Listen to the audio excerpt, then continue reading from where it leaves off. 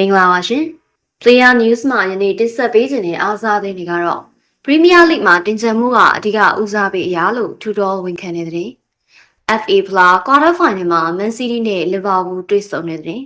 အီရန်အမျိုးသမီးဘောလုံးသင်းကိုနိုင်ငံရေးခုံလုံးဝင်ပေးဖို့ Australia ကို Donald Trump တိုက်တွန်းနေတဲ့တဲ့နေပဲဖြစ်ပါတယ်။ပထမအဆုံးအနေနဲ့ Premier League မှာတင်ဆက်မှုကအဓိကဦးစားပေးအရာလို့ထူတော်ဝန်ခံနေတဲ့တဲ့ကိုတင်ဆက်ပေးကြပါမယ်။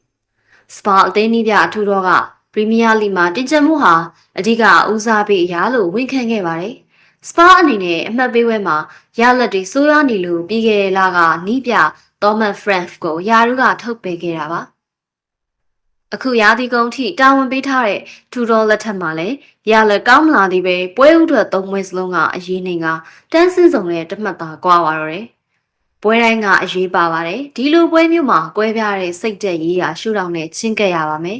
ဒါကျွန်တော်တို့မှာရှိတဲ့ပြဿနာတွေကိုကူညီနိုင်မယ်လို့မြင်ပါတယ်မှန်ကန်တဲ့လမ်းကြောင်းပေါ်ပြောင်းလဲဖို့ပေါ့ကျွန်တော်တို့ရဲ့ပထမဆုံးရည်မှန်းချက်က Premier League ပါဒါကအများပြည်သူရှေ့မှာပြောရမယ့်အရာပါပဲလို့ထူတော်ကပြောခဲ့ပါတယ်စပါအသင်းဟာ Premier League ရာသီ49ရာသီစက်တိုင်ရှင်ပြိုင်နိုင်မှုရုန်းကန်နေရတဲ့အနေအထားမှာရှိပါတယ်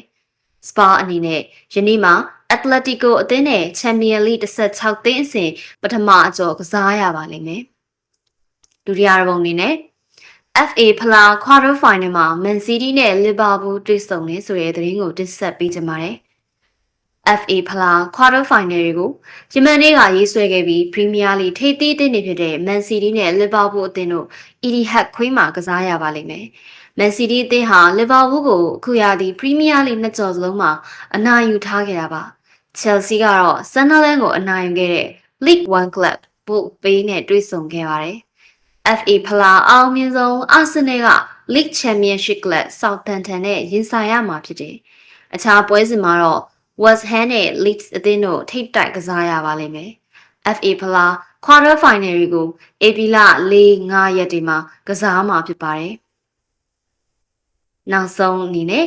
အီရန်အမျိုးသမီးဘောလုံးသင်းကိုနိုင်ငံရေးခိုလုံဝင်ပေးဖို့Australia ကို Donald Trump တိုက်တွန်းတဲ့သတင်းကိုတင်ဆက်ပေးကြပါမယ်။ American သမ္မတ Donald Trump က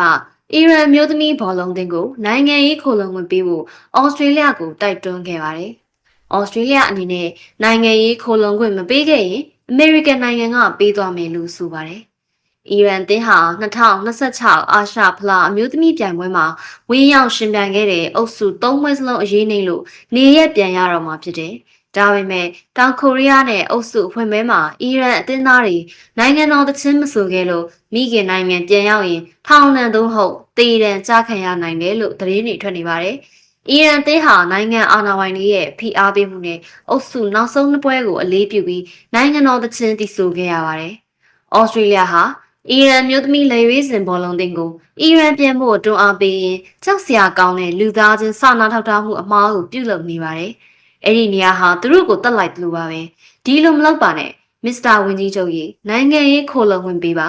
ခမားမလုပ်ရင်အမေရိကန်အနေနဲ့သူတို့ကိုခေါ်ဆောင်ရပါမယ်ဒီကိစ္စကိုခမားရဲ့အလေးထားဆောင်ရွက်မှုအတွက်ကျေးဇူးတင်ပါတယ်သမ္မတဒေါ်နယ်ဂျီထရန့်လို့ထရန့်ကသူ့ရဲ့ Trump Social မှာရေးသားခဲ့ပါတယ်ထရန့်ကပြောကြပြီးမကြခင်မှာပဲဩစတြေးလျဘက်မှအီရန်ကစားသမား9ဦးကိုလူသားချင်းစာနာထောက်ထားမှုပေးခဲ့တယ်လို့သတင်းထုတ်ပြန်ခဲ့ပါတယ်။ရင်းထုတ်ပြန်ချက်မှာဩစတြေးလျတပ်ဖွဲ့ကရင်း9ဦးကိုလုံခြုံပေးခဲ့တဲ့နေရာခေါ်ဆောင်ပေးခဲ့တယ်လို့ဖော်ပြခဲ့ပါတယ်။နားဆင်ပေးကြတဲ့အတွက်ကျေးဇူးတင်ရှိပါတယ်ရှင်။